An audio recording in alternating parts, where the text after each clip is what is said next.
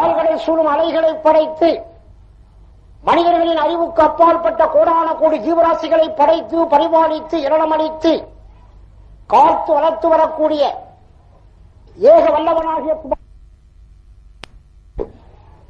ஸலவாத்தும் ஸலாமும் நமது நாயகம் முஹம்மதுன் நபி அவ்வலுன் நபி ஆஹிருன் நபி வாஹிருன் நபி பாத்தினுன் நபி சர்தார் ஆலம் சையதுல் கௌனைன் ஷஃபியுல் முذنبீன் அனீசுல் கரீபீன் ரஹ்மத்துல் ஆலமீன் அஹ்மது முஸ்தபா முஹம்மது முஜ்தபா முஹம்மது ஸல்லல்லாஹு அலைஹி வஸல்லம் அவர்களின் மீதும் அவர்கள் கொண்டு வந்த சுத்த சத்திய சம்பூர்ண இஸ்லாமிய மார்க்கத்தை, குர்ஆனை, ஹதீஸை, இம்மையை, மறுமையை, கபருடைய வேதனையை, சுவர்க்கத்தை, நரகத்தை, ஆயிபானவற்றையெல்லாம் மனதினால் உண்மை கொண்டு நாவினால் மொழிந்து இறுதி வரை உறுதிமாறாது உயிர் நீத்த உத்தம சஹாபாக்கள், சஹாபாய பெண்மணிகள், தாபிஈன்கள், தபா தாபிஈன்கள், குத்துபுகள், அக்தாபுகள், அவுலியாக்கள், நம் முன்னால் வாழ்ந்து மறைந்த மூதாதியர்களான சாலிஹீன்கள், இன்று வாழ்ந்து கொண்டிருக்கக்கூடிய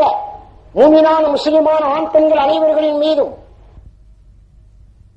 மேலாக நமது நாயகம் முஹம்மதுன் நபி ஸல்லல்லாஹு அலைஹி வஸல்லம் அவர்களினுடைய வாழ்க்கை வரலாற்றினை ஆயிரம் தடவைகள் கேட்ட போதிலும் அந்த உத்தர திருநபியினுடைய வாழ்க்கை சரிதையினை கேட்க வேண்டும் என்பதற்காக வேண்டி பள்ளப்பட்டி மாநகரத்தில் வாழக்கூடிய நல்ல பெரியோர்கள், வாலிபர்கள், தாய்மார்கள், சிறுவர் சிறுமியர்கள் எல்லாம் தங்களுடைய அலுவல்கள் அத்தனையும் நிறுத்திவிட்டு இந்த உயர்ந்த இடத்திலே வந்து அமர்ந்திருக்கின்றீர்களே, உங்களுடைய தரஜாவை பற்றி நமது நாயகம் முஹம்மதுன் நபி ஸல்லல்லாஹு அலைஹி வஸல்லம் அவர்கள் எடுத்துக் கூறுகிறார்கள்.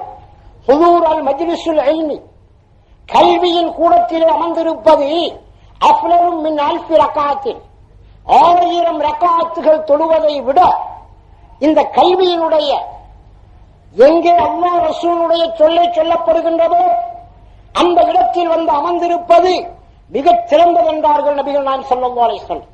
பயாதத்து அல்ஃப மரீலின், 1000 வியாதியஸ்தர்களை ஒரு மனிதர் சென்று வினவுவதை விட இந்த பயானுடைய மஜ்லிஸிலே, கல்வியின் மஜ்லிஸிலே அமர்ந்திருப்பது மிகச் சிறந்தது என்றார்கள் நபிகள் நாயகம் ஸல்லல்லாஹு அலைஹி வஸல்லம்.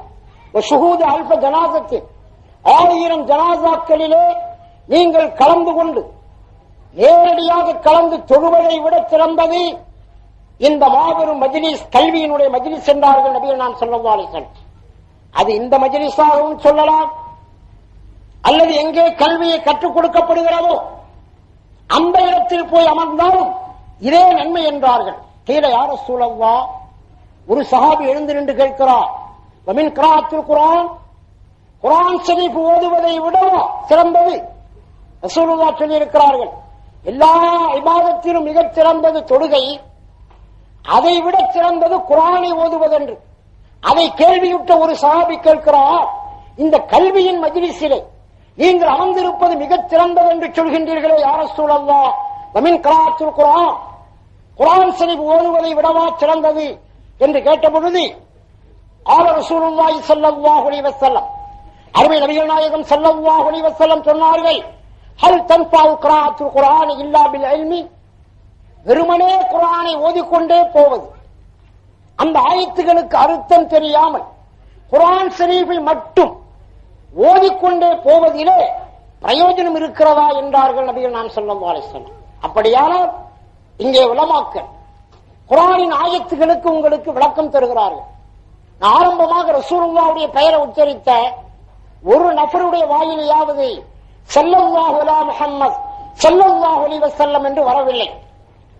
நீங்கள் மெதராஸிலே செம்புதாஸ் தெருவிலே தாஜுல் இர்ஷாத் என்று ஒரு சங்கம், அந்த சங்கத்திலே நான் வருடம் 6 நாள் பயான் செய்கின்றேன். நீங்கள் சென்னை மாநகரத்திலே வியாபாரம் செய்யக்கூடியவர்கள், அது மட்டுமல்ல உலகம் பூராவும், கும்பகோணத்திலிருந்து விழுப்புரத்திலிருந்து உலகத்தில் எங்க போய் நுழைஞ்சாலும் உங்களுடைய வியாபாரிகள் அங்கே இருக்கின்றார்கள். வேலூருக்கு போயிருந்தேன், என்ன உட்கார்த்தி வச்சுட்டு ஒரு அதிர்ச்சி மீன் வாங்க போயிட்டார். நான் எங்கடா உட்கார்றதுன்னு தவிச்சுக்கிட்டு இருக்கும்போது ஒரு ஜவுளி கடை, அங்க போய் உட்கார்ந்தேன். அஸ்ஸலாமு அலைக்கும். அலைக்கும் ஸலாம். உங்களுக்கு எந்த ஊருன்னா பள்ளப்பட்டி, 28ஆம் தேதி பயானுக்கு போறேன், எந்த பள்ளி வாசலுக்குன்னு கேட்டாங்க.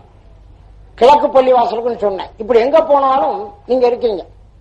ஆனா தாஜுல் இர்ஷாத் சங்கத்தில் போய் பாருங்க, ரசூலுல்லாஹ்வுடைய பெயரை உச்சரித்தவுடன் ஸல்லல்லாஹு அலா முஹம்மது ஸல்லல்லாஹு அலைஹி வஸல்லம் அப்படின்னு சத்தம் போட்டு சொல்லுவாங்க. ஆனா இங்க அது இல்லை. ஆனா இந்த பழக்கத்துக்கு வரல. ஆனா அதே சமயத்துல நம்ம பையனுவ எதுக்கெல்லாமோ சப்தம் போட்டு தேவையில்லாத ஒன்றுக்கெல்லாம் சப்தமிட்டு நாம் முழங்குவதை பார்க்கிறோம். அதையெல்லாம் நீங்க இப்ப இந்த தேர்தலில் பார்த்திருப்பீங்க. வாழ்க ஜிந்தாபாத் இதையெல்லாம் நம்ம பார்க்கிறோம். ஆனா அதே சமயத்தில் ரசூலுல்லாஹ்வுடைய பெயரை சொன்னவுடன் பாருங்க, ஒரு தடவை ஆயிஷா ரலியல்லாஹு தஆலா அன்ஹா அவர்கள் தன்னுடைய சட்டையை தைத்துக் கொண்டிருக்கிறார்கள். ஊசி கீழே விழுந்து விட்டது.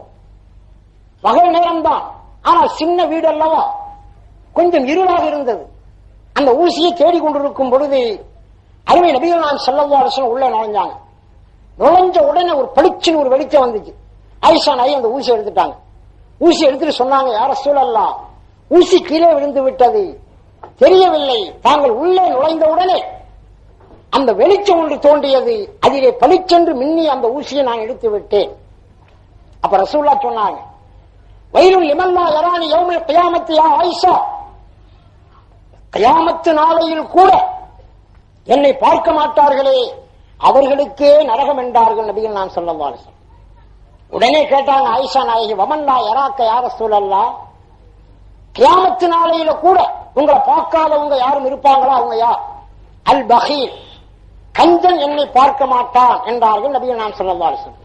இப்ப நம்ம தாய்மார்களா இருந்தா, இன்னும் சொல்ல போனா நம்ம ஆயிஷாபியா இருந்தா, கஞ்சன் சொன்னாக்க காசு ஈயாதவன் இவனை தான் சொல்லுவாங்க கஞ்சன். இப்ப நம்மள ரொம்ப பேர் கஞ்சன் வச்சிருக்கோம். யாருக்காச்சும் போய் 100 ரூபாய் கடன் கேட்க வேண்டியது இல்லைன்றவன பெரிய கஞ்ச போயிடா அப்படிமா.